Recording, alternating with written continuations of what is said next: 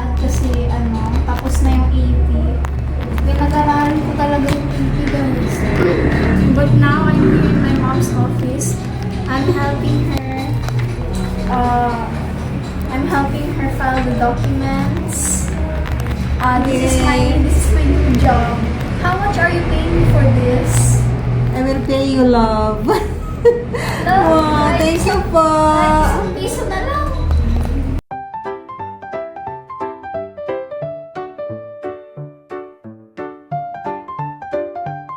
Ako na lang i-hire mo. You are still studying. Yeah. Still hire. Yeah, you can always be here anytime if you want to help. Love, smile ka naman dyan. Masyado kang seryoso sa trabaho mo. Dapat masaya habang nagtatrabaho. Okay? Mag-music kaya tayo. Thank you po. Dapat organize ang mga papel.